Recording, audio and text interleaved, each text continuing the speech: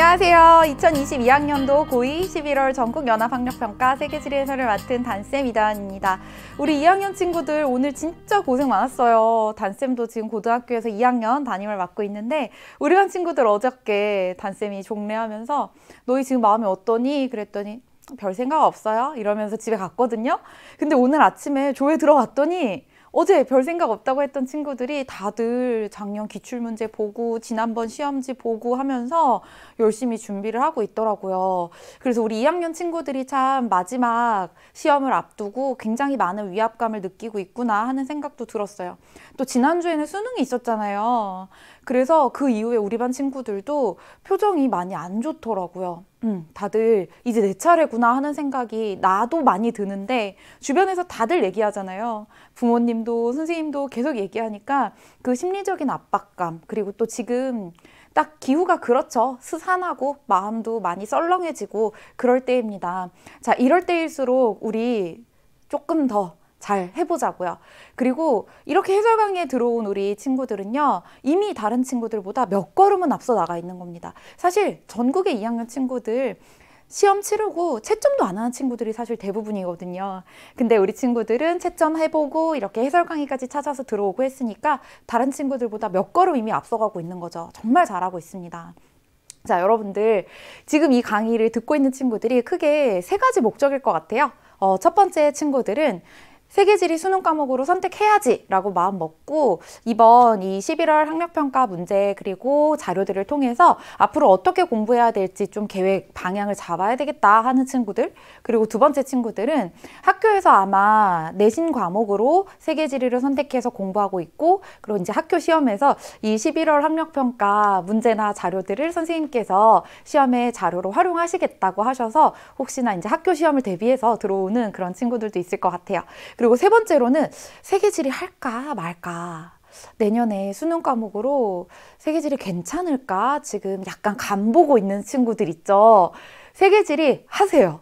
정말 절대 배신하지 않는 과목이고 공부하는 만큼 성적이 나오는 과목입니다. 특히나 요즘에 수능의 출제 경향을 보면 아주 어려워서 정말 자료에 손도 못 대게 만드는 그런 문제 유형은 많이 줄었고요. 대신에 정말 개념 공부를 꼼꼼하게 해야지 잘할 수 있는 유형이 많이 나오고 있거든요. 근데 단쌤이 아까도 얘기한 것처럼 우리 친구들은 지금 전국의 2학년 친구들과 비교했을 때 굉장히 성실한 친구들이잖아요. 그러니까 여러분들은 개념 공부 성실히 해서 분명히 좋은 결과를 거둘 수 있을 겁니다. 그래서 오늘 단쌤이 이 학력평가 해설 강의를 준비하면서 단지 정답을 찾아가는 방법만 알려주는 게 아니라 앞으로 우리 친구들이 세계지리 학습을 할 때 어떤 부분에 좀 더 포인트를 줘서 전략적으로 공부해야 되는지, 그리고 이런 자료들이 수능에 실제 출제가 된다면 어떻게 변형이 될지, 이러한 부분에 초점을 맞춰서 다 알려드리도록 할게요. 자, 여러분들 시험지 준비됐나요? 문제 풀어봤나요? 채점은 했나요? 자, 그럼 이제 시작해 보도록 하겠습니다. 자, 1번 문제부터 같이 보도록 할게요. 사실 1번 문제 자리는 전통적으로 고지도가 많이 나오는 자리잖아요. 근데 어때요, 여러분들? 딱 시기적절하게 카타르 나왔잖아요. 지금 올림픽이 진행 중인 국가죠. 자, 다음 자료는 지역탐구 수행평가 보고서의 일부이다. 가 국가를 지도의 A에서 고른 것은, 자, 여기에서 개최되는 월드컵 이야기래요. 사상 초유의 11월에 열리는 월드컵이죠. 왜? 이 국가의 기후가 대부분 건조기후 지역이기 때문에, 그래서 한낮의 기온이 40도가 넘는 뜨거운 시기를 피해서 월드컵이 개최된다고 합니다. 지금 카타르의 기후가 거의 우리나라 여름 기후 비슷한 정도의 기온이더라고요. 자, 그 다음 월드컵의 마스코트 라이브 한번 보세요. 엄청 귀엽게 생겼죠. 근데 이 친구가 입고 있는 옷을 봤더니 뜨거운 햇빛과 모래바람을 막기 위해서 머리에 천을 두르고 온몸을 감싸는 이 지역의 전통 의상을 입은 모습을 형상화했대요. 자, 이렇게 세상의 모든 것들은 다 지리라는 필터를 통해서 생각할 수가 있습니다. 그리고 우리 친구들이 지리를 열심히 공부하잖아요. 나중에 여러분들도 이런 마케팅이나 미디어 분야의 전문가가 됐을 때 세상의 다양한 자연환경에 대해서 이해하고 있는 것들, 그걸 포인트로 또 새로운 무언가를 만들어내는 영감을 얻을 수도 있겠죠. 자, 그 다음 개막 경기가 열리는 아르바이트 스타디움 총평에서 봤죠, 여러분들? 자, 우리는 이렇게 사진 한 장 가지고도 경기장 사진 하나 가지고도 2박 3일 동안 할 얘기가 끊이지 않습니다. 자, 왜요? 이 경기장의 모습이 유목민의 전통적인 이동식 가옥을 본땄대요. 건조기후 지역은 농사가 어려웠고 물건의 교류가 필수적이었기 때문에 사람들이 예전부터 이동을 많이 했었습니다. 또 유목민들 같은 경우에는요, 물과 풀이 있는 곳을 찾아서 동물들과 함께 계속 이동을 했어야 됐잖아요. 그래서 이런 조립식 전통 가옥에 사는 경우가 많았는데 그것을 형상화해서 경기장을 만든 거죠. 자, 그러면 이 나라는 어디일까요, 여러분들?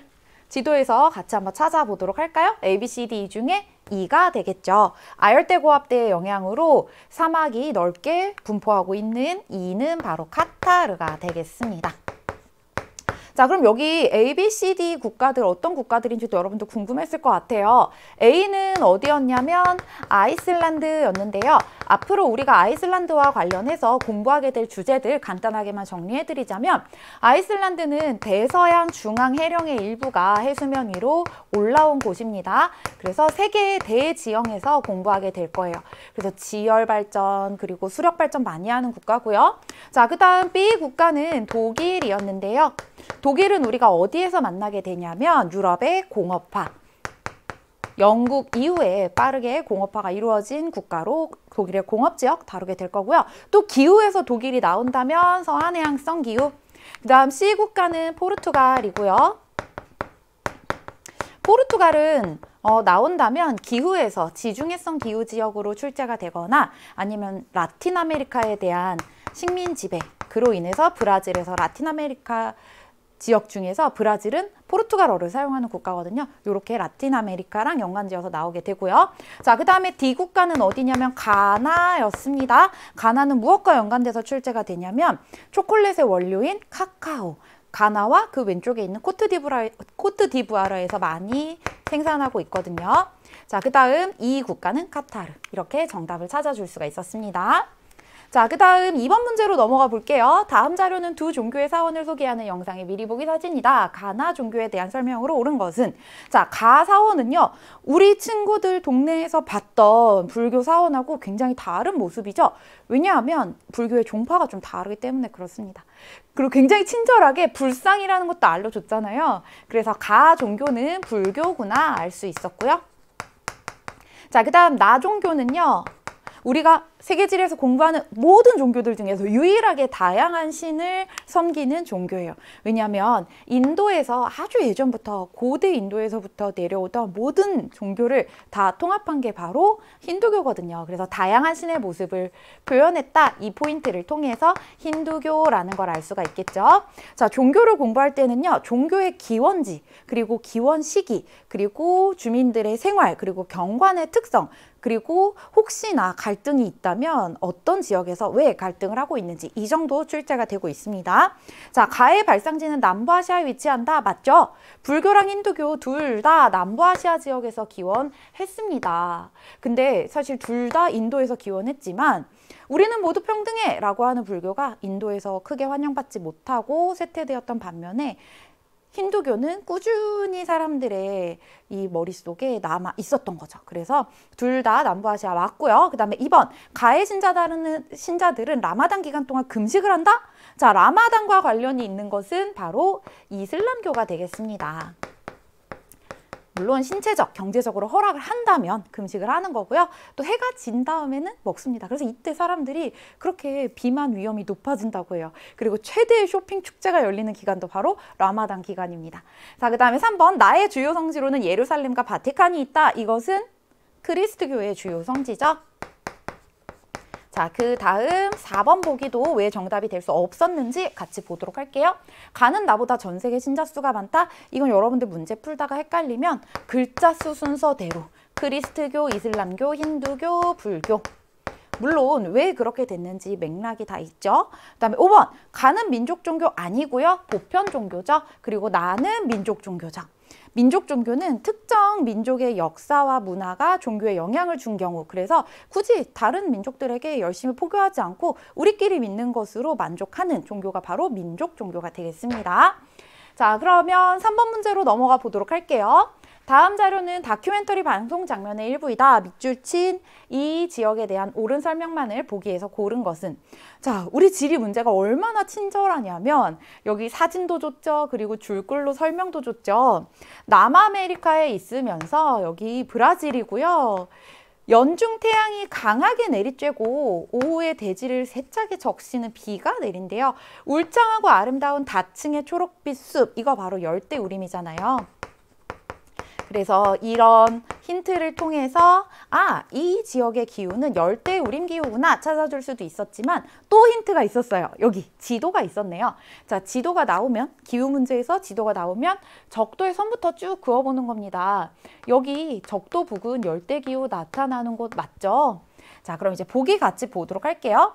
기억번에 대류성 강수가 거의 매일 내린다. 자, 대류성 강수는 우리 친구들 여름방학 때 학교 가본 적 있나요? 아침에는 해가 쨍쨍 구름이 예쁘게 떠 있어요. 그래서 오늘은 날씨가 맑은가 보다 하고 우산 안 가지고 학교 갔는데 한 11시, 12시 이제 지나고 1시, 2시 되면서 갑자기 하늘이 흐려지기 시작하더니 빗방울이 한 방울, 두 방울 떨어지죠? 그러다가 거의 막 운동장이 패일 정도로 비가 굉장히 강하게 내립니다. 그럼 이제 그때부터 여러분들 머릿속에 생각은 나 우산 없는데 집에 어떻게 가지? 근데 또 언제 그랬냐는 듯이 한 30분, 1시간 정도 비가 강하게 내리다가 또 맑은 하늘이 등장하잖아요. 그게 바로 대류성 강수거든요. 땅이 뜨겁게 가열이 되고 그 가열이 된 공기가 하늘로 올라가고 구름이 만들어지고 비가 내리는 거, 열대기후 지역에서는 스콜이라고 하죠. 그래서 기억은 맞는 설명. 그 다음 니은, 최하늘 평균 기온이 18도씨 이상이다. 이게 바로 열대림이 생장할 수 있는 조건이잖아요. 그래서 맞는 설명이 되겠고요. 그 다음 디귿, 연중 아열대 고압대의 영향을 받는 곳은 사막기후가 만들어지죠. 카타르처럼. 그래서 옳지 않은 설명. 그 다음 리을, 기온의 연교차가 기온의 일교차보다 크다. 자, 열대기후 지역은 연중 태양이 강하게 내리쬐요. 그러니까 1월이든 7월이든 12월이든 태양빛의 에너지가 비슷하기 때문에 기온 차이도 크지 않습니다. 무슨 이야기냐면 우리 친구들이 1월에 브라질에 가든 12월에 가든 7월에 가든 여러분들이 챙기는 짐에 큰 변화가 없어요. 하지만 하루를 기준으로 기온 차이가 연교차보다 크게 납니다. 한 10도 이상 날 때도 있거든요. 우리 친구들 여름철 기후 생각해 보면 되죠. 우리나라도 낮 기온은 뭐 30도 이상 올라가도 밤에는 또 기온이 뚝 떨어져서 얇은 잠바 필요할 때도 있잖아요. 그렇게 기온의 연교차보다 기온의 일교차가 큰 기후가 되겠습니다. 자, 그럼 4번 문제 같이 보도록 할게요. 다음 자료의 지리정보 수집 방법, 기억, 니은에 대한 옳은 설명만을 보기에서 고른 것은. 자, 남태평양의 훈가퉁가 해저화산이 분출하여 회일가 화산재가 통과를 덮쳤다고 합니다. 그래서 국제사회는 피해 상황을 파악하기 위해서 직접 방문하여 조사하고자 하였대요. 기억의 조사 방법은 직접 조사가 되겠죠. 자, 이것은 보기에 나와 있는 것처럼 설문이나 면담을 통해서 현지 주민의 의견을 수집할 수가 있죠. 아이고 힘드셨겠어요. 가서 이제 면담을 하면서 지금 가장 필요한 지원이 뭔가요? 가족들은 어떻게 다 건강은 괜찮은가요? 이런 것들 물어볼 수 있잖아요. 자, 그래서 직접 조사는요, 여러분들 헷갈리지 마세요. 단쌤이 관공서에 가서 통계 자료를 받아온다? 이건 간접 조사예요. 왜? 다른 사람이 이미 만든 걸 받아온 거잖아요. 근데 여러분들이 많이 헷갈려서 밖에 갔으니까 직접 조사 아니야? 아니에요. 직접 조사는 내가 직접 조사의 주체가 돼서 새로운 자료를 만들어내는 게 직접 조사입니다. 자, 그 다음에 니은은요. 인공위성으로 자료를 수집했대요. 여기 지금 보고 있는 것처럼. 이런 조사 방식은 대상과의 직접적인 접촉 없이 멀리 떨어져서 조사를 한다고 해서 원격 탐사라고 합니다. 자, 그리고 단쌤이 총평에서 문제뿐만 아니라 보기도 다 정리해야 된다라고 했던 이유가요. 여기 있는 보기들이 실제 학력평가, 모의평가, 기출문제에서 또 수능에서 많이 나오는 선지들이에요. 그리고 이 원격 탐사의 특징을 보기를 통해서 다 정리할 수가 있거든요. 그래서 맞았다 하고 넘어가지 말고 보기도 하나하나 다 꼼꼼하게 정리해야 됩니다. 자, 니은. 니은은 인간이 접근하기 힘든 지역의 정보를 얻기에 유리하다. 그렇죠? 자, 이렇게 지금 화산 폭발이 일어나고 있는 상황에 여기 조사해야 돼 하고 우리가 직접 가기는 어렵겠지만 원격 탐사, 인공위성으로 사진만 분석하면 되거든요. 그래서 니은은 맞는 설명이 되겠고 원격 탐사의 장점이 바로 이런 겁니다. 인간이 접근하기 어려운 지역의 지리 정보를 조사할 수 있다. 자, 그 다음 디귿 볼까요? 기억은 니은보다 넓은 지역의 주기적인 정보 수집에 유리하다. 자, 직접 조사는 내가 진짜 발로 뛰면서 해야 된다니까요. 근데 원격 탐사는 위성사진 한 장으로 분석만 하면 되죠. 그래서 넓은 지역의 주기적인 정보 수집에 유리한 것은 원격 탐사가 되겠고요. 그 다음 니은은 기억보다 지리정보 수집 방법으로 활용된 시기가 이르다. 한번 생각해 볼까요, 여러분들? 직접 조사는 언제부터 시작이 됐냐면 그 기원을 따져보면 영국의 산업혁명 이후에 이 대기오염이 심해지고 콜레라가 창궐하던 시기예요. 그때 이제 의사가 이거 분명히 오염된 물이 원인이야 라고 하면서 지역 조사를 하게 됐거든요. 근데 원격 탐사는 인공위성이 주된 매체인데 그럼 인공위성이 개발이 된 이후에 가능했을 거잖아요. 그렇죠. 원격 탐사가 직접 조사보다 더 활용된 시기가 늦다고 볼 수 있겠습니다. 자, 그 다음 5번 문제 같이 볼게요. 그림은 건조 및 냉한대 기후 지역에서 발달하는 지역에 관한 것이다. 가나에 들어갈 옳은 질문만을 보기에서 고른 것은? 자, 이렇게 지형이 나오면 특히 건조 기후의 지형과 냉한대 기후에서 볼 수 있는 빙하 지형 그리고 주빙하 지형이 나오면 여러분들 항상 누가 이 지형을 만들었는지 바람인지 하천인지 혹은 빙하인지 혹은 동결과 융의 작용인지 누가 만들었는지 그리고 침식을 받아서 만들어졌는지 혹은 퇴적을 받아서 만들어졌는지 어떤 작용으로 만들어졌는지를 정리하는 게 중요한데요. 자, 버섯바위 어떻게 만들어졌을까요? 바람이 불 때마다 여기 모래들이 통통통통 튀기면서 아랫부분이 더 많이 깎여나가서 만들어진 거잖아요. 아, 버섯바위는 바람에 의해서 침식을 받아서 만들어진 지형이구나 알 수 있겠죠. 사구는요. 이렇게 침식된 모래들이 날아가다가 쌓여서 만들어진 거잖아요. 이 모래 언덕에 모래 알갱이들이 쌓여 있죠. 맞아요. 사구는 바람에 의해서 퇴적을 받아서 만들어진 지형이 되겠습니다. 구조토는요. 얼었다 녹았다 하면서 입자가 큰 알갱이는 더 많이 움직이겠죠. 그래서 바깥으로 나가고 안쪽에는 입자가 작은 알갱이들만 남는데 이것이 만들어지기 위해서는 토양의 동결과 융해가 반복이 돼야 됩니다. 그래서 툰드라 기후 지역에서 주로 많이 만들어지는 지형이죠. 자, 그러면 이제 역으로 한번 생각을 해보자고요. 둘의 공통점이 뭐예요? 사구와 버섯바위의 공통점, 바람에 의해서 만들어진 거네요. 차이점은 이 친구는 침식을 받았고 이 친구는 퇴적을 받았다는 거죠. 자, 그러면 여기 나에 들어갈 질문 한번 찾아볼까요? 그렇죠. 바람의 침식작용이 지형을 형성시킨 주된 요인입니까? 이것이 들어간다면 예, 버섯바위 되고요. 아니요, 사구 되는 거죠. 그러면 두 친구의 공통점이 여기에 들어가야 되겠네요. 가에 들어갈 말은 뭘까요? 그렇죠. 주로 건조기후 지역에서 만들어진 지형입니까? 그러면 둘 다 예가 되겠죠. 그리고 아니오가 구조토가 되겠습니다. 그래서 기역, 디귿 이렇게 찾아주면 되고요.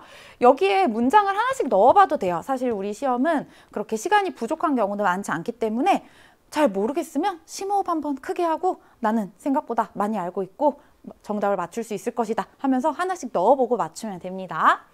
자, 그 다음 6번 문제 볼게요. 그래프는 세 국가의 가나 에너지 소비량 비율과 화석 에너지 총 소비량을 나타낸 것이다. 이에 대한 설명으로 옳은 것은 단, 가나는 각각 석유, 석탄, 천연가스 중 하나임. 비슷한 유형의 문제가 2023학년도 대학 수학 능력 시험에도 출제가 됐는데요. 에너지 문제는 계속해서 중요하게 다뤄질 수밖에 없죠. 세계에 관심이 집중되고 있으니까. 특히 러시아 잘 보세요, 여러분들. 러시아가 요즘에 유럽에 그동안 공급해오던 천연가스 파이프라인을 잠그면서 거의 매일 뉴스에 나오고 있거든요. 이렇게 시사적인 문제들, 그해 이슈가 됐던 문제들은 그해 수능에 나올 가능성이 매우 높겠죠. 같이 볼까요, 한번? 자, 여기 자료 밑에 단서가 있습니다. 국가별 석유, 석탄, 천연가스 소비량 비율의 합을 100, 으로 그린 거래요. 그러니까 가 플러스 나 플러스 나오지 않은 나머지 더했을 때 100이 된다는 이야기겠죠.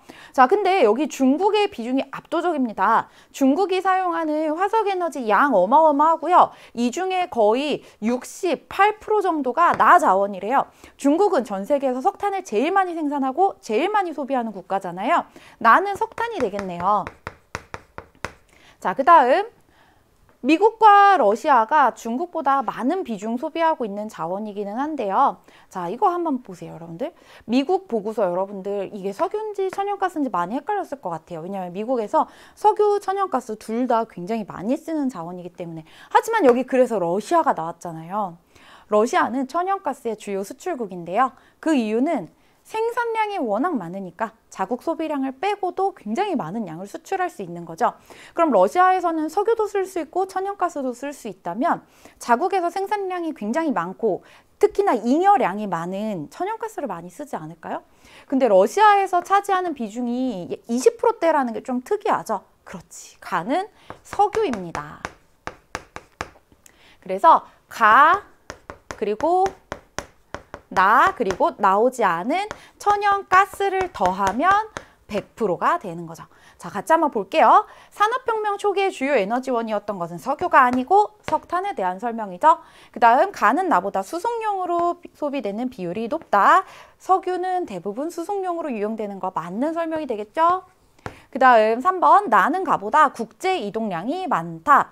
자, 석탄은 중국에서 대부분 생산하고 대부분 소비하죠. 2등 생산 국가가 인도인데 인도도 거의 대부분 자국에서 소비를 합니다. 그래서 국제 이동량이 더 많은 것은 석유라고 할 수가 있겠죠. 자, 우리나라만 하더라도 석유를 더 많이 수입을 하고 있잖아요. 자, 그 다음 4번 러시아는 미국보다 석탄 소비량이 많다. 자, 같이 한번 볼까요, 여러분들? 이렇게 공부할 때 비율인지 수인지 조심해야 됩니다. 자, 여기 비율만 따져보자면 러시아도 석탄 사용 비율이 10몇 % 정도 되고요. 미국도 비슷하네요. 그래서 비율에서 큰 차이를 보이고 있지 않죠. 하지만 문제에는 항상 힌트가 많이 들어있고 우리는 항상 이 제시된 자료를 모두 다 분석해서 정답을 찾아가야 됩니다. 자, 여기 화석에너지 총소비량 알려줬잖아요. 이 동그라미 크기가 크다면 화석에너지의 총소비량이 더 많은 거죠. 그러면 비중이 똑같다면 소비량 자체가 더 많겠네요. 그래서 미국이 러시아보다 더 많다. 그래서 옳지 않은 설명이고요. 그 다음 5번 중국은 석유보다 천연가스 소비량 비율이 높다. 어떻게 알 수 있을까요? 자, 일단 석탄의 비율이 거의 68% 정도 되네요. 그리고 석유의 비율을 따져볼까요? 한번 쭉 따라가서 읽어주니까 대략 22 정도 되네요. 그러면 이거 두 개 더하고 100에서 빼주면 가스의 비율이 나오겠죠. 천연가스는 대략 한 10% 정도 되겠네요. 그러면 석유의 비율이 천연가스보다 더 높다고 할 수가 있겠죠. 그래서 옳지 않은 설명이었습니다. 자, 7번 문제 같이 볼게요. 그래프는 세 국가의 시기별 도시화율 변화를 나타낸 것이다. 가나다 국가를 지도의 ABC에서 고른 것은? 이런 문제 나오면 지도를 먼저 보세요. 항상 선진국 한 국가 그리고 개발도상국 두 국가가 나올 건데 둘 중에서 개발이 조금 더 일찍 시작된 국가 그리고 조금 더 나중에 개발이 시작된 국가 이렇게 세 국가군이 나올 겁니다. 자, 여기 B 국가는 영국이죠. 산업혁명이 가장 일찍 시작된 곳, 그래서 점진적으로 도시화가 이루어진 곳. A는요, 멕시코네요. 그리고 C는 아프리카의 말리가 되겠습니다. 말리 이름 시험 보다가 기억 안 나면 미안하지만 아프리카의 한 국가구나. 이 국가가 아마도 제시된 국가들 중에서 가장 도시화 시기도 늦고 도시화율도 낮겠구나. 이 정도로 접근하고 풀어도 괜찮습니다. 자, 자료에서 1960년 그리고 2020년까지의 변화를 줬는데요. 만약에 2020년 자료만 보고도 답을 찾아낼 수가 있다면 굳이 예전의 자료까지 주지 않겠죠. 근데 이렇게 여러 시기의 자료를 주었다는 것은 이 시기의 변화 양상을 파악하는 게 정답을 찾아내는 엄청난 힌트가 된다는 뜻이거든요. 자, 그래서 보니까 가 국가는 1960년대에도 이미 도시화율이 80%였네요. 그리고 도시화율 증가 속도가 굉장히 둔화되어 있죠. 이때는 도시화율이 거의 늘어나지 않는 그렇지 종착 단계. 그러면 세 국가 중에 일찍부터 종착 단계에 도달한 국가? 맞아요. B 영국이 되겠습니다. 자, 그 다음 나 국가는요.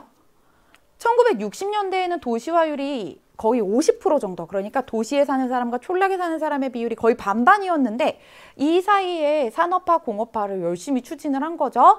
그러면서 이촌향도 현상이 나타나는 가속화 단계가 진행이 되었고 오늘날에는 종착 단계에 도달해 있네요. 자, 그러면 이 시기 사이에 경제 개발이 활발하게 이루어진 국가겠죠. 그래서 A, 멕시코가 되겠습니다. 자, 그 다음 다 국가는요.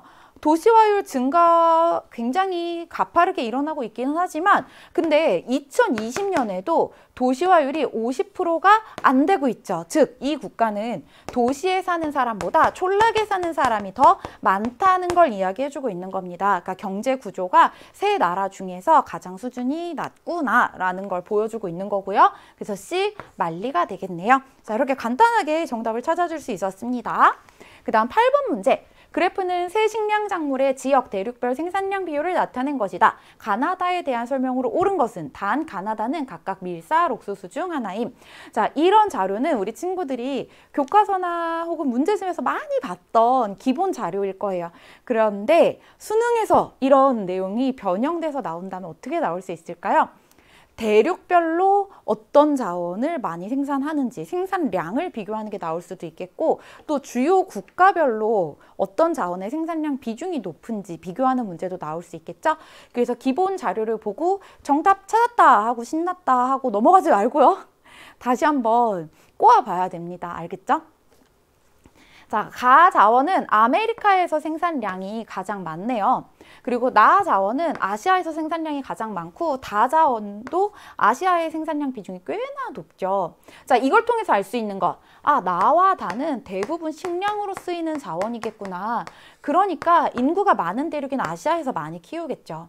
그런데 가 자원은 아시아보다 인구가 적은 아메리카에서 제일 많이 키우고 있잖아요. 그렇다면 뭐예요? 이 친구는 쓰임새가 굉장히 다양한 친구겠다. 어쩌면 식량으로 쓰이는 양보다 사료작물이나 바이오에너지로 쓰이는 양이 더 많을 수도 있겠다는 거죠. 맞아요. 가는 바로 옥수수가 되겠습니다. 자, 그 다음 나는요. 식량 자원으로 대부분 쓰이니까 아시아에서 많이 키우는데 근데 아시아의 비율이 너무 압도적이지 않아요? 아시아에서 대부분 키우고 아시아에서 대부분 소비하는 쌀이 되겠습니다. 자, 그 다음 다는요. 아시아에서도 많이 키우는데 유럽에서도 많이 키워요.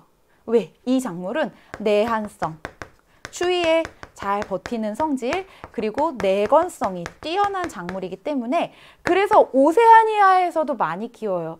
여러분들 여기서 갑자기 이상한 생각이 들죠? 선생님 근데 오세아니아 비중 다른 나라들에 비해서 다른 대륙들에 비해서 굉장히 낮은 수준인데요? 그렇죠. 근데 가랑 나랑 비교해봐요. 가에서 오세아니아 보여요? 나에서 오세아니아 보여요? 잘 안 보이죠. 근데 여기서는 오세아니아가 존재감을 드러내고 있잖아요. 그러니까 오세아니아 치고 많이 재배하고 있다. 이 앞으로 여러분들 오세아니아가 미를 찾아내게 하는 엄청난 힌트가 될 겁니다. 자, 여러분들 여기까지 이제 우리가 그래프 분석을 해봤는데 앞으로 옥수수 먹을 때마다 아메리카라고 외치면서 먹어야 돼요. 이거 진짜로 하는 사람은 수능 만점 받습니다. 왜냐하면 기원지도 아메리카고요. 최대 생산 국가도 아메리카고요. 최대 수출 국가도 아메리카예요. 오죽하면 아즈텍 문명에서는 지하에 있던 옥수수 신이 나와서 옥수수 반죽으로 사람을 만들었다고 믿었다고 하거든요. 자, 가의 기원지는 아시아에 위치한다? 아니죠. 옥수수는 아메리카. 옳지 않은 설명. 그 다음에 나는 주로 계절풍 기후 지역의 충적평야에서 재배된다. 이건 완전 쌀 재배지에 대한 정의 수준으로 너무 정직하게 나왔죠. 맞는 이야기입니다. 자, 그 다음 3번. 가는 나보다 바이오에탄올 원료로 이용되는 비율이 높죠. 그렇기 때문에 옥수수를 식량 자원으로 사용하는 국가들의 식량난 원인이 되기도 합니다.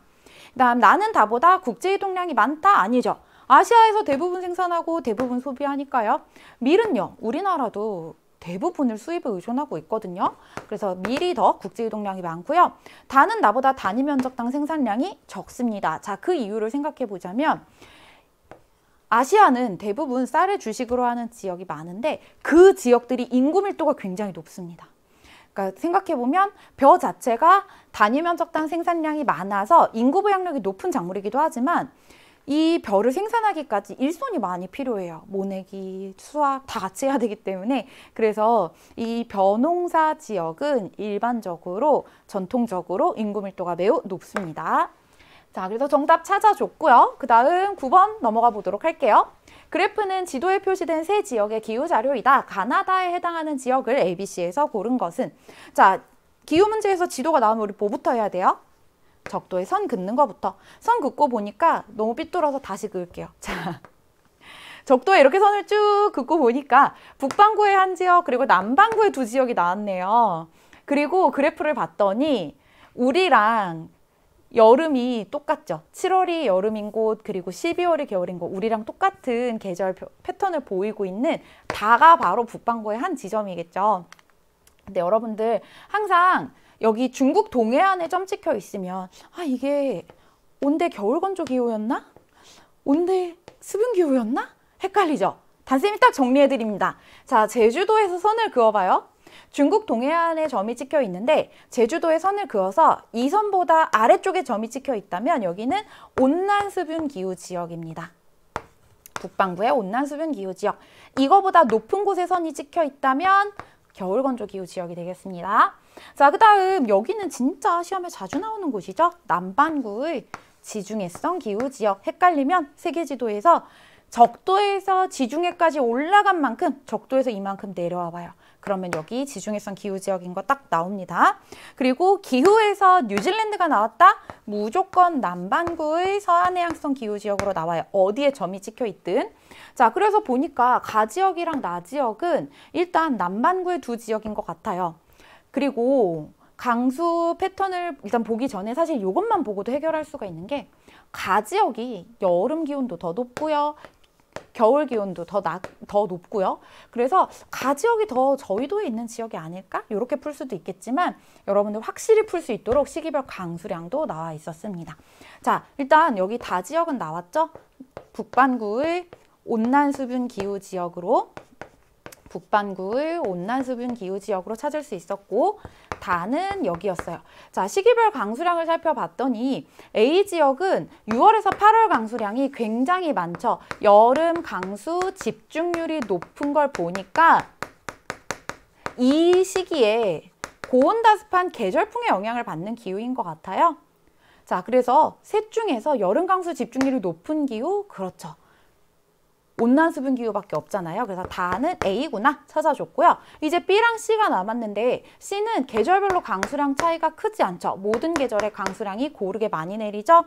바로 서해안해양성 기후 지역이 되겠습니다. 그래서 가에 비해서 기온이 대체로 낮은 곳이면서 그리고 강수량이 연중 고르게 내리는 곳 이렇게 찾아주면 되겠고 자, 그 다음 이제 지중해성 기후 지역 하나 남았네요. 여기는 여름철 강수량이 적은 기후잖아요. 근데 남반구니까 여름철이 언제예요? 6월에서 8월이에요? 12월에서 2월이에요? 그렇지. 12월에서 2월 강수량이 실제로 적죠. 그래서 가에 해당하는 그래프 B구나. 이렇게 찾아주면 되겠습니다. 자, 그 다음 10번 문제 같이 볼게요. 굉장히 시의적절한 문제가 나왔죠. 지도에 표현된 두 국가의 인구 이동에 대한 공통된 설명으로 가장 적절한 것은 자, 여기 우크라이나 2022년 2월부터 6월까지 다른 나라에 이동한 난민 수 한번 보세요, 여러분들. 폴란드로는 거의 300만 명 정도의 난민이 이동을 했습니다. 자, 시리아는요. 2013년부터 2021년까지의 이동을 집계한 자료인데요. 여기서 튀르키예로 가장 많이 이동을 하고 있죠. 자, 이 사람들은 왜 이동을 하게 됐을까요? 학업을 위한 자발적 이동일까요? 고급 전문 기술 인력의 이동일까요? 휴가를 위한 관광지로의 이동? 그렇죠. 4번이죠. 분쟁 발생에 따른 난민의 이동이다. 자, 난민의 이동은 조금 경향성이 나타나는 게 뭐냐면 진짜 내 목숨이 위협을 받아서 위험해서 그래서 생존을 위해서 이동하는 거거든요. 그래서 대체로 이동 거리가 짧습니다. 시리아도 튀르키예로 가장 많이 갔잖아요. 우크라이나도 폴란드로 가장 많이 이동했잖아요. 이렇게 인접해 있는 국가로의 이동이 활발하게 나타나게 됩니다. 그 다음에 5번 종교의 성지를 방문하기 위한 일시적인 이동이다. 우리가 종교 성지에서 시리아랑 우크라이나는 크게 비중 있게 다룬 기억이 없죠. 자, 그다음 11번 문제. 다음 자료에 가해에 해당하는 국가를 지도에 A2에서 고른 것은 어제 단쌤이 2024 수능 개념 강의 촬영하면서 이거 얘기했거든요. 이게 오늘 시험에 나왔네요. 단쌤이 무슨 얘기했냐면 베트남이 커피 생산량이 진짜 많은 나라거든요. 세계 한 2위 정도의 수준입니다. 그래서 너무 슬프지만 베트남에서 커피 생산을 하게 된 이유를 한번 생각을 해볼까요? 커피는 원산지가 에티오피아인데 어떻게 베트남에서 이렇게 많이 생산하게 됐지? 유럽의 식민 지배 결과죠. 근데 여러분들이 베트남 여행을 가잖아요. 그러면 대부분 사람들이 다 커피를 선물로 사와요. 그래서 단쌤도 나는 지리교사니까 뭔가 특색 있는 걸 사갈 거야 라고 생각을 했는데 결국 돌아올 때 내 손에 왼손에는 쌀과자, 오른손에는 커피가 들려있더라고요. 여러분들도 베트남 여행을 간다면 이렇게 연유가 들어간 달달한 커피도 먹고 또 친구들 선물로 커피도 많이 사올 것 같은데요. 자, 지도에서 베트남은 2였습니다. 자, 하지만 단쌤이 우리 친구들한테 약속한 게 오늘 문제 맞고 틀리고를 넘어서서 앞으로 어떻게 집중해서 공부해야 될지 알려준다고 했잖아요. 자, 이 국가들 앞으로 우리가 공부할 키워드 정리해보자면 A는 파키스탄이었고요. 파키스탄은 인도와의 접경 지역인 카슈미르 지역에서 분쟁이 있는 지역이기도 합니다. 왜냐하면 인도는 대부분 힌두교 신자 비중이 높지만 파키스탄은 이슬람교 신자 비중이 높거든요. 그래서 카슈미르 기억해 주시고, 자, 그 다음 B 국가는 몽골인데요. 몽골은 기후가 대부분 스텝 기후 나타나는 지역이고요. 그래서 유목민의 삶과 관련된 내용들이 주로 출제가 되죠. 자, 그 다음 C 국가는 일본이고요. 아시아에서 비교적 일찍 공업화가 된 국가, 그리고 최상위 세계 도시인 도쿄 관련해서 출제가 많이 됩니다. 자, 그 다음 D 국가는요. 여기 인도양의 눈물 스리랑카인데 근데 진짜 눈물 나는 일이 있어요. 뭐냐면 바로 분쟁이죠. 인근에 있는 이 힌두교에서 이주해 온 타밀족과 그리고 이곳의 신할리즈족 사이에 분쟁이 있는데요. 왜냐하면 스리랑카는 국민 대부분이 불교를 믿는 국가거든요. 이것 또한 식민 지배로 인해서 좋지 않은 감정이 더 악화된 경우죠. 자, 그 다음에 이 국가는 베트남이고요. 자, 베트남은 우리 본문에 나와 있었던 요 키워드들 다 기억해 줘야 됩니다. 커피, 그리고 또 여기 머리에 쓰고 있는 거 농, 그리고 긴 옷, 아오자이 이런 포인트가 다 출제가 많이 되는데요. 한 가지 더. 이 쌀국수, 퍼까지요. 자, 이렇게 우리 11번 문제에 관련해서 앞으로 어떤 곳에 더 집중적으로 공부를 해야 되는지까지 전략적으로 이야기해봤고요. 12번 문제 보겠습니다. 다음 글의 가 지역에서 발생한 분쟁에 대한 설명으로 옳은 것은 바로 나왔네요. 아까 단쌤이 파키스탄은 이 힌두교와의 분쟁으로 자주 다뤄진다고 했는데, 자, 여기 파키스탄 소녀를 고향인 가까지 데려다 주려고 하는데 인도 청년이 자신의 집에 소녀를 잠시 보호하는 것마저 소녀가 파키스탄인이라는 이유로 반대하는 가족들이 등장하고 있다고 합니다. 자, 여기 본문에 나와 있는 것처럼 카슈미르는 왜 이런 가슴 아픈 분쟁을 겪게 됐냐면 영국의 식민 지배를 받은 이후에 이제 국가들이 종교 비중에 따라서 각자 나라를 만들게 됩니다. 힌두교 비중이 높은 나라 인도, 그리고 이슬람교 비중이 높은 나라 파키스탄이요. 그런데 사람 사는 게 어떻게 이렇게 딱 칼로 자른 것처럼 여기까지는 힌두교, 여기서부터는 이슬람교 이렇게 나눠지겠냐고요. 그래서 카슈미르 지역에는 힌두교 사람들도 살고 있었고 이슬람교 사람들도 살고 있었는데 주민들의 대다수는 이슬람교였던 거죠. 하지만 이곳의 지도자가 힌두교 사람이었고 그래서 인도로 편입이 되었고 유혈 사태까지 나타나게 됐죠. 자, 그래서 여기 관련된 내용으로 맞는 것은 바로 2번이 되겠네요. 이슬람교와 힌두교도 간의 갈등이 주요 원인이다. 시날리즈족과 타밀족 간의 갈등은 아까 우리가 인도양의 눈물, 진짜 눈물 나는 일이 있다 그랬죠? 맞아요. 스리랑카의 분쟁에 대한 이야기고요. 석유와 천연가스를 둘러싼 이권 다툼은 카슈미르와는 큰 관련은 없습니다. 그 다음 유럽인들이 에버리지니를 강제 이주시킨 것은 오스트레일리아, 위그르족이 분리 독립을 요구하는 것은 중국이 되겠고요. 앞으로 세계지를 공부하면서 다른 나라의 분쟁들에도 관심을 가져야 되는 게 우리나라도 다른 나라들의 도움으로 이렇게 평화와 자유를 누릴 수 있게 됐잖아요. 자, 13번 문제 바로 보겠습니다. 그래프는 지도에 표시된 미국 세 주의 제조업 업종별 출하액 비율을 나타낸 것이다. ABC 지역에 대한 옳은 설명만을 보기에서 고른 것은, 자, 일단 어떤 주가 나와 있었냐면 캘리포니아주, 그리고 텍사스주 나와 있는데요. 근데 이 주의 이름을 기억하는 건 사실 큰 의미는 없어요. 이 위치를 보고 아, 여기 선벨트 지역이구나. 여기 미시간주, 더 중요한 이름은 오데오 연안 공업지역. 오데오 연안의 전통 공업지역에 있던 공업의 중심이 이제 선벨트 지역으로 옮겨오고 있구나. 이걸 이해하는 게 더 중요합니다. 자, 그리고 캘리포니아에는 어떤 도시들이 있냐면 샌프란시스코, 실리콘밸리 있고요. 각종 IT 기업, 첨단 산업 기업들이 모여 있는 곳이죠. 샌프란시스코 있고요. 그리고 영화 산업이 발달한 로스앤젤러스, 할리우드도 있고요. 텍사스의 중요한 도시로는 휴스턴이 있습니다. 자, 단쌤이 왜 이렇게 도시들 이름까지 알려주냐면 도시의 이름이 이 캘리포니아, 텍사스, 미시건주 기억하는 것보다 시험에 더 많이 나와요. 자, 미시건주에서도 유명한 자동차 공업이 발달한 도시가 있는데요. 바로 디트로이트. 어제 단쌤이 학교에서 여행지리도 수업을 하고 있거든요. 우리 반 친구들이랑 이 샌프란시스코에 있는 한 IT 기업의 그 회사를 투어하는 이런 영상을 같이 봤어요. 근데 엄청 멋있더라고요. 거의 무슨 마을이에요. 거기 막 산책로도 엄청 멋있게 되어 있고 사람들이 진짜 자유분방하게 일을 하고 있는 거예요. 그냥 카페에 모여서 회의하고, 그리고 자판기는 여기저기 많이 있는데 뭘 내가 누르든 다 그냥 무료로 제공이 되고 있어요. 사람들 복지도 엄청 좋고 맛있는 음식도 진짜 많고, 그래서 그거 보고 우리 반 친구들이 와, 부럽다 하면서 자기도 여기 샌프란시스코의 실리콘밸리로 갈 거라고, 그래서 나중에 꼭 가게 되거든 선생님을 꼭 초청해 달라고 부탁을 했었는데 또 시험에 바로 나왔네요. 자, 여기 석유화학의 비중이 높은 A는 어디였냐면 바로 텍사스였습니다. 여러분들 요즘에 석유 가격 진짜 비싸졌다고 뉴스에 많이 나오잖아요. 근데 세계 3대 석유 시장 중에 하나가 바로 여기거든요. 텍사스, 서부 텍사스산 중진류.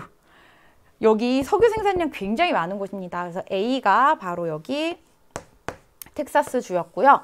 자, 그 다음 컴퓨터와 전자의 비중이 높은 곳은 실리콘밸리가 있는 샌프란시스코겠죠. 그래서 B는 여기 캘리포니아구나 찾아줄 수 있었고, 운송장비, 디트로이트 자동차 공업 유명한 곳이잖아요. 그래서 여기가 운송장비 비중이 높은 C겠네, 이렇게 찾아줄 수가 있었습니다. 디트로이트에 있던 이 자동차 공업 업체들이 이제는 조금 더 인건비가 저렴한 다른 나라들로 옮겨갔다가 최근에 다시 집중하고 있어요. 왜냐하면 이 자동차 산업과 연계된 자율주행 기술 혹은 친환경 자동차, 이런 기술과 전통적인 자동차 산업이 결합된 새로운 성장 동력을 만들어내고 있거든요.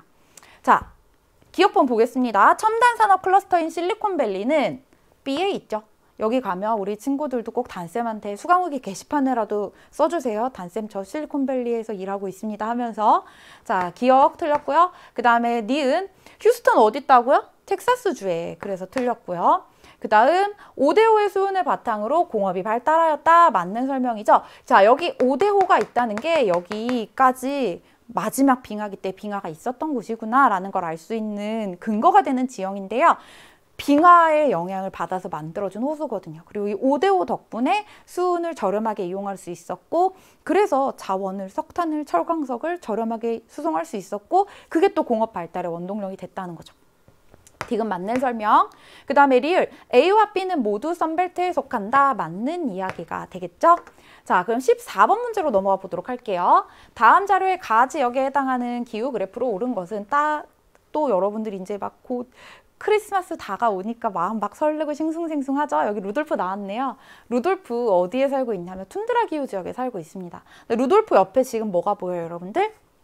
가스관인데, 가스관을 여러분들 동네에서는 지하에 만들죠. 근데 여기서는 지하에 만들면 큰일 납니다. 왜냐하면 여기 짧은 여름이 존재하는 툰드라 기후 지역에서는요, 항상 기온이 0도 이하이다가 여름에 기온이 0도 이상으로 올라옵니다. 그래서 땅이 녹고요.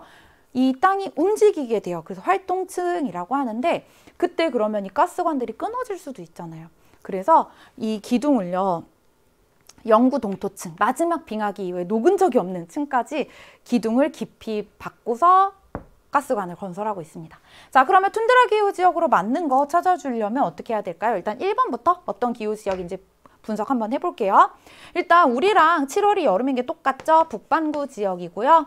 그 다음에 뭘 해야 될까요? 최한월 평균 기온이 18도씨 이상인가? 봤더니 18도씨보다 낮네요. 그 다음에는 영하 3도씨 이상인가 봤더니 이 사이에 들어오고 있죠. 그러면 연결해주면 알파벳 C자가 되네요. 온대기후 지역이구나. 그 다음에 뭐 해야 돼요? 온대기후에서 수분하다, 수분하지 않다의 기준은 월 강수량 30mm. 30mm가 안 되는 달이 있는데 그 달이 공교롭게도 여름이네요. 그럼 여름이 건조한 기후, 북반구의 지중해성 기후 지역이었고요. 그 다음 2번. 모든 달의 기온이 0도보다 낮은 곳, 여기는 빙설기후 지역입니다. 근데 잘 봐요, 여러분들. 우리랑 계절이 반대죠? 여기서는 최난월이 1월이잖아요. 그러면 남반구의 빙설기후 지역이 되겠죠. 그 다음에 3번은요. 여기 기온이 높은 달이 우리랑 똑같이 7월이네요. 그래서 북반구 지역이고, 그리고 기온이 높다고 해봤자 0도에서 10도 사이에 들어오고 있죠. 여기가 바로 툰드라 기후 지역이 되겠습니다. 그래서 정답은 3번이라는 거 찾아줄 수 있었지만 4번도 마저 볼게요. 자, 여기는 일단 기온의 연교차가 매우 작은 걸 보니까 열대기후 지역일 것 같아요. 그리고 최한월 평균 기온이 18도씨를 넘는지 살펴봤더니 넘고 있죠. 그러면 진짜 덥겠다. 열대기후 맞네요. 그리고 열대기후에서는 수분하다, 수분하지 않다의 기준이 월 강수량 60mm인데 모든 달의 강수량이 60mm 넘고 있죠. 열대 우림기후가 되겠고, 그 다음에 5번은 우리나라랑 똑같이 7월 기온이 높네요. 북반구. 그리고 최한월 평균 기온이 영하 3도에서 18도씨 사이인 지역이죠. 그러면 온대기후. 그 다음에 뭐 해야 돼요? 여기 월 강수량 30mm 선 긋고 보니까 모든 달의 강수량이 30mm 넘네요. 그럼 수분한 기후. 자, 그 다음에 여기 잘 봐요. 최난월 평균 기온이 22도씨 이상. 그러면 서한해양성 기후 지역이 되겠죠. 자, 이렇게 우리가 많이 보아왔던 기본 그래프가 나왔지만 이제 나중에 수능에서는요. 이게 어떻게까지 변형이 되냐면 편차 그래프. 그리고 편차 그래프 나오면 친구들이 많이 어려워하거든요. 그러니까 기본 그래프 분석하는 걸 넘어서서 단쌤이랑 같이 했던 것처럼 체계적으로 꼼꼼하게 따져보는 전략적인 공부를 해야 됩니다. 그러면 편차 그래프 어렵게 나와도 우리 다 잘 할 수 있어요. 자, 그 다음 15번 문제 많은 친구들이 어려워했더라고요. 근데 이게 그렇게 난도가 높은 문항은 아니거든요. 근데 이 문제를 많은 친구들이 헷갈렸던 이유는 까먹은 것 같아요. 대부분 학교에서 이 빙하 지형을 1학기 때 다뤘겠죠? 1학기 말이나 아마 2학기 초에 다뤘을 텐데 인간은 역시 망각의 동물이니까 여러분들이 많이 까먹은 것 같아요. 그래서 이 문제를 통해서 겸손해지면 됩니다. 내가 까먹을 수 있구나. 그렇게 잘했던 것도. 그러니까 복습을 더 많이 해주면 되겠네. 그리고 개념 공부, 특히 용어의 의미 정리하는 것부터 겸손한 마음으로 다시 시작하자라고 여러분들이 다시 한번 각성하는 계기가 되기 위해서 이 문제가 우리한테 주어진 게 아닌가 생각이 들어요. 자, 다음은 빙하 지형에 대한 수업 장면의 일부이다. 교사의 질문에 옳게 대답한 학생만을 고른 것은 단, 가, 나는 각각 드럼린, 에스커 중 하나임. 자, 여기 보니까 모식도에 나타난 빙하 지형을 이용한 사례라고 알려줬죠. 그리고 후퇴하는 빙하. 빙하가 후퇴한다는 게 무슨 뜻이냐면 녹아서 사라진다는 뜻이고요. 그러고 나니까 그동안 빙하가 쌓아놓았던 숟가락 엎어놓은 것 같은 가 지형이 드러나는데 이것의 이름은 드럼린입니다. 자, 그리고 이 드럼린의 모양을 통해서 빙하의 이동 방향을 추론할 수도 있고요. 그 다음에 나는 뭐냐면 하천같이 생기지 않았어요, 여러분들? 맞아요. 이거 빙하 녹음물 융빙수에 의해서 퇴적이 되어서 만들어진 나는 에스커거든요. 그래서 여기 지금 보면 주변보다 약간 높은 제방 모양으로 퇴적이 된 걸 알 수가 있겠죠. 자, 그러면 이제 친구들을 만나볼까요? 가의 모양으로 빙하의 이동 방향을 알 수 있어요. 맞는 이야기죠? 우리가 물건을 밀 때도 처음에 밀어 올릴 때 힘을 많이 쓰게 되잖아요. 그래서 이 드럼린의 단면을 조사해보면 급경사에서 완경사로 이렇게 이동을 하게 됩니다.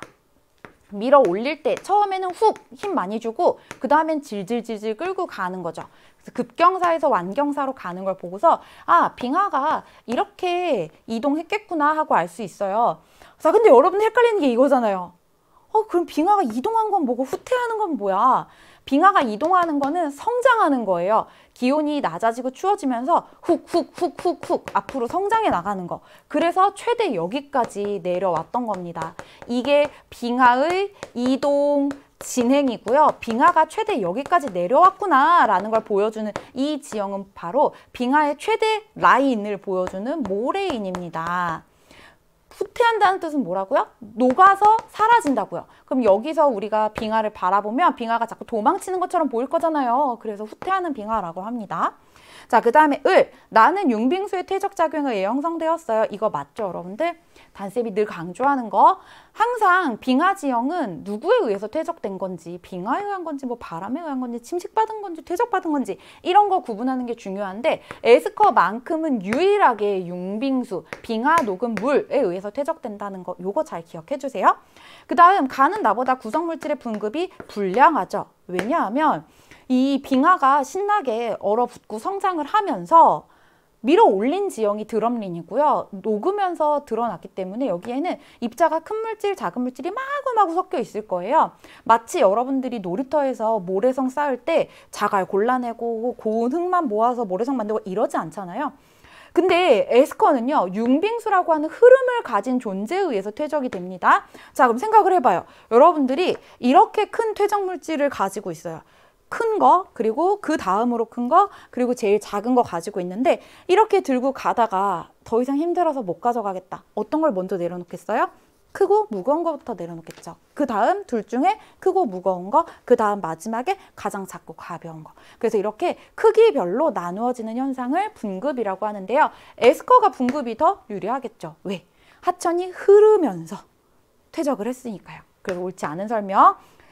가는 드럼린이고 나는 에스커예요. 그래서 옳지 않은 설명이 되겠죠. 자, 그 다음 16번 문제 보겠습니다. 다음 자료의 가나다 지형에 대한 옳은 설명만을 보기에서 고른 것은 자, 세계 자연유산으로 지정된 카르스트 지형 사례가 나와 있는데요. 카르스트 지형은 석회암, 기반암인 곳에서 잘 만들어지는 지형이죠. 석회암의 주요 성분인 탄산칼슘이 물에 용식, 녹아서 만들어지는 지형이고요. 자, 그렇게 해서 만들어진 가는 석회화 당구이다. 맞습니다. 정답 맞췄다 하고 넘어가지 말고요. 여러분들 여기 위치도 봐주세요. 튀르키예, 파묵칼레는 이 석회화 당구 관련해서 제일 자주 나오는 곳이고요.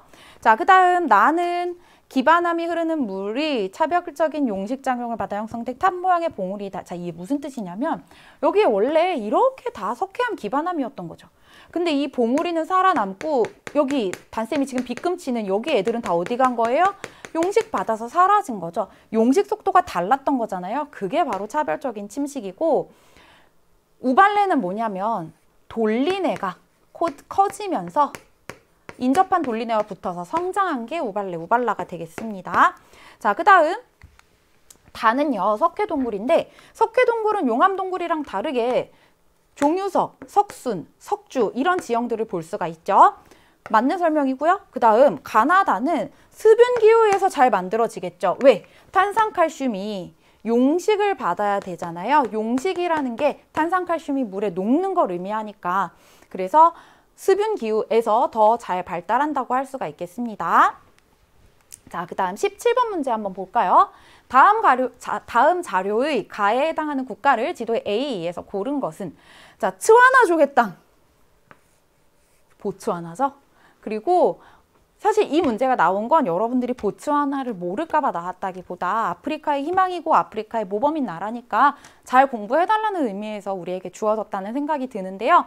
왜냐하면 민주주의가 발전한 국가이기 때문에 자원 수출액의 대부분을 국민 복지에 쓸 수가 있었던 거죠. 그래서 아프리카의 희망, 아프리카의 모범이라고 불리는 보츠와나는 지도에서 E에 해당하는 곳이었고 자, 여기 있는 A, B, C, D 지역 역시 우리가 앞으로 무엇으로 공부하게 될 거냐면 A는 이집트인데요. 국토의 대부분이 건조기후 지역이지만 나일강의 축복을 받은 나라입니다. 나일강 주변에서는 심지어 벼농사도 가능해요. 자, 그 다음 B 국가는요. 나이지리아인데요. 나이지리아는 두 개의 1등 타이틀을 가지고 있는 나라죠. 아프리카에서 인구 1위. 아프리카에서 인구 1위. 그리고 석유 생산량 1위인 타이틀을 가지고 있는 국가고요. 자, 그 다음 C 국가는 베트남에서 커피의 원산지 어디라고 했었죠? 에티오피아. 커피랑 관련해서도 나오고요. 그리고 또 무엇과 관련해서 나오냐면 열대 고산기후 그리고 또 크리스트교 비중이 높은 국가로 나오기도 합니다. 자, 그 다음에 D 국가. D 국가도 정리를 해보자면 여기는 콩고 민주공화국이고요. 콩고 민주공화국은 라임을 잘 기억을 해주세요. 코발트, 그리고 콜탄, 그리고 코퍼벨트. 자원 생산량이 많은 국가, 그로 인해서 또 분쟁을 겪고 있는 국가가 되겠습니다. 자, 그 다음 18번 문제인데요. 지도의 가 지역과 비교한 나 지역의 상대적 특징을 그림의 A에서 고른 것은, 이런 문제 있잖아요. 틀리고서 왜 틀린 거야? 틀린 이유를 모르는 친구들이 있어요. 근데 차근차근 보잖아요. 나의 특징을 고르라고 했는데 가의 특징을 고른 경우가 제일 많아요. 그래서 이럴 때는 문제 발문에 체크해놓고 문제를 풀면 좋겠습니다. 자, 가는 앵글로 아메리카고요. 나는 라틴 아메리카네요. 에스파니어 사용자 수는 라틴 아메리카에서 더 높겠죠. 많겠죠. 그래서 A, B, C에 동그라미 하나씩. 가톨릭교 신자 비율은, 자, 라틴 아메리카는 굉장히 슬프지만 에스파냐와 포르투갈의 식민 지배를 많이 받았고요. 남부 유럽의 국가들은 가톨릭교의 비중이 높았죠. 근데 앵글로 아메리카는 영국 혹은 프랑스의 영향을 많이 받았는데 영국이 개신교의 비율이 매우 높은 국가거든요. 그래서 오늘날 미국과 캐나다는 개신교도의 비율이 굉장히 높습니다. 그래서 가톨릭교 신자 비율 높음. 그래서 리우데자네이루에는 이렇게 거대 예수상이 도시의 랜드마크잖아요. 3차 산업 종사자 비율은 선진국일수록 높겠죠. 그래서 라틴 아메리카 지역은 앵글로 아메리카에 비해서 경제 발전 수준이 낮은 나라들이 많으니까 낮음. 그래서 C와 E에 동그라미 하나씩 해주면 정답은 C가 되겠네요. 그 다음 19번 문제 보겠습니다. 이 문제 어렵게 생각한 친구들 많았죠. 여기도 엄청 힌트가 숨어 있었는데, 자, 다음 자료는 세 개의 대지형을 주제로 한 지도 퍼즐이다. 가에 들어갈 퍼즐 조각으로 가장 적절한 것은? 단, 대지형은 안정6궤 고기조산대, 신기조산대로 구분함. 자, 안정6궤의 궤자가 뭐예요, 여러분들? 덩어리, 금궤. 그렇지. 금궤는 금덩어리잖아요. 6궤. 는 육지 덩어리예요. 그래서 가장 많은 비중을 차지하는 게 안정6궤거든요. 여기 제일 밝은 색으로 되어 있는 게 바로 안정6궤가 되겠습니다. 그리고 안정6궤가 있는 곳들이 철 생산량 많잖아요. 그 다음 고기조산대는요. 가장 대표적인 곳이 바로 미국의 에팔레치아 산맥, 그리고 오스트레일리아 동쪽의 그레이트 디바이딩 산맥, 그리고 여기 러시아 우랄 산맥, 이런 곳들이잖아요. 오스트레일리아는 서부의 안정6궤 지역에서 철광석을 많이 생산하고 동부의 고기습곡산지 지역에서 석탄을 많이 생산하기 때문에, 그래서 철석 여기서 생산한 철광석과 석탄이 우리나라의 파도를 타고 옵니다. 항상 헷갈리죠? 아, 서쪽이 석탄이었나? 서쪽이 철광석이었나? 이렇게 철석으로 기억하면 헷갈리지 않겠죠. 자, 그 다음 신기조산대 지역은 가장 대표적인 게 이거죠, 여러분들. 환태평양 조산대. 뉴질랜드에서부터 시작해서 인도네시아, 필리핀, 일본, 러시아, 미국 서부, 그리고 라틴 아메리카 서쪽, 그리고 알프스 히말라야 조산대. 이렇게 동남아시아 지역까지 연결이 되고 있죠. 자, 여기서 엄청난 힌트가 뭐였냐면 가의 왼쪽에 인도네시아 굉장히 진한 음영으로 표시가 되어 있잖아요. 그러면 아마 여기와 연결되는 부분이 이렇게 진하게 표시가 되어 있겠죠. 그래서 정답은 3번이었고요. 이 문제 유형 굉장히 참신하죠. 이런 문제 유형 처음 봤죠. 근데 여러분도 많이 어려웠죠. 그러면 출제자분들이 다음에 이런 유형을 또 응용해서 내실 수 있겠다. 그쵸? 그래서 이 세계 대지형 공부할 때 여러분들 그냥 교과서나 교재나 수능 연계 교재에 있는 기본 자료 보고 위치 파악하는 걸 넘어서서요. 백지도에 스스로 그려보고 그리고 국경이 없는 백지도에도 그려봐야 돼요. 이 문제가 어려웠던 이유가 뭐예요, 여러분들? 내가 그동안 보던 것과 낯선 자료가 나왔기 때문에. 하지만 이제 우리는 수능을 대비해서 어떤 유형의 자료가 나오더라도 잘 해낼 수 있도록 연습을 열심히 하면 됩니다. 그러니까 수능 세계지리가 내용이 갑자기 많아지는 게 아니고요. 유형이 조금 달라지고요. 그리고 조금 더 세밀하게 이해해야지 풀 수 있는 문제들이 나오는 거거든요. 지금부터 단쌤이랑 같이 열심히 한번 해보자고요. 자, 그 다음 마지막 문제 보겠습니다. 20번 문제인데요. 다음 자료는 두 학생이 여행 중 주고받은 문자 메시지의 일부이다. 가나 지역을 지도의 ABC에서 고른 것은 해안 지형은 이렇게 항상 고마운 게 지도가 같이 나와요. 그래서 지도를 보면 힌트를 얻을 수 있죠. 여행은 어떠니? 나는 여기서 스쿠버 다이빙을 했어. 여기는 2,000km가 넘는 세계 최대의 산호초 지대인데 산호초는요, 여러분들 열대, 아열대 지역의 바다에 주로 서식하고 있습니다. 자, 이 산호초가 중요한 이유가 바로 니모의 삶의 터전이 되고 있다는 거죠. 자, 우리 귀여운 니모. 단쌤이 니모를 그릴 때마다 우리 친구들이 이거 붕어빵 아닌가요? 라고 하는데 착한 친구 눈에는 니모로 보일 겁니다. 자, 니모를 만날 수 있는 곳 여기죠. 바로 오스트레일리아 동부의 그레이트 디바이딩 산맥 있고요. 그리고 이쪽에는 산호초 지대 있고요. 자, 그래서 가에 맞는 정답은 C가 되겠고요. 그 다음 나 자료 한번 살펴볼게요. 정말 멋지구나. 나는 여기서 유람선을 탔어. 여기는 바다에서 내륙 깊숙이 이어지는 깊은 현만인데 빙하의 침식으로 만들어진 골짜기에 바닷물이 들어와서 만들어졌다고 해. 자, 여기에서 만날 수 있는 동물 친구는 누구냐면 바로 조나단입니다. 여러분들 초등학교 때 갈매기의 꿈 많이 읽었나요? 그 갈매기 친구를 만날 수 있는 곳이 바로 여기 피오르인데요. 여기서 이제 여러분들 우리나라에서 유명한 그 새우 과자 있잖아요. 데려가면 이 조나단 친구에게 굉장히 큰 인기를 끌 수가 있습니다. 자, 어디일까요? 피오르는 빙하의 침식을 받았으니까 대체로 고위도 지역에 분포하고 있겠죠. 이렇게 지도의 곳곳에는 힌트가 숨어 있습니다. 위도 60도 부근, 노르웨이 서부 지역, 여기가 바로 나에 해당하는 사례가 되겠네요. 자, 그러면 B는 여기는요. 리아스식 해안이 넓게 분포하는 곳입니다. 이곳에서 이렇게 하천 하구에 바다와 만나는 이런 울퉁불퉁한 지형을 리아라고 불렀다고 해요. 자, 그래서 우리 오늘 출제된 문제 다 같이 풀어봤는데요. 어때요, 여러분들? 손도 못 댈 만큼의 어려웠던 문제가 그렇게 많지는 않았죠. 기본 개념을 조금 더 집중해서 공부해야 되겠다. 이런 우리에게 교훈을 주는 시험이었는데요. 여러분들 어제 어떤 일이 있었냐면 사우디아라비아가 월드컵 경기에서 아르헨티나를 이겼습니다. 대부분의 사람들은 아르헨티나가 이길 거라고 예측을 했거든요. 그래서 오늘 보니까 한 미디어 기업에서 이 축구의 역사상 가장 이변이었던 사건이 무엇인지 조사를 했는데 참 우리는 대단한 시대에 살고 있어요. 하루 만에 이렇게 빅데이터 분석 결과가 바로 보도가 되네요. 가장 역대 최고의 이변이 바로 이 사우디아라비아가 아르헨티나를 이긴 거라고 합니다. 자, 지금 단쌤이 여러분들한테 이런 이야기를 해주는 이유는요. 지금 이 11월 학력평가의 여러분들 성적 크게 중요하지 않아요. 잘 봤다면 좋겠죠. 하지만 그럼에도 불구하고 우리는 항상 늘 겸손한 마음으로 개념 공부 열심히 해야 되겠어요. 또 지금 성적이 좋지 않다고 해서 전혀 상심할 필요도 없어요. 여러분들 사우디아라비아도 열심히 노력하면 아르헨티나를 이긴다니까요. 우리는 지금부터 우리에게 주어진 기간 동안 그 하루하루를 매일매일 성실하게 보내서 2번을 쓰는 겁니다. 언제요? 내년 수능 날이요. 그렇게 되기를 바라면서 여러분들 2024 수능 개념 시작부터 단단한 세계지리에서 또 만날 수 있었으면 좋겠어요. 오늘 긴 시간 고생 많았습니다. 안녕.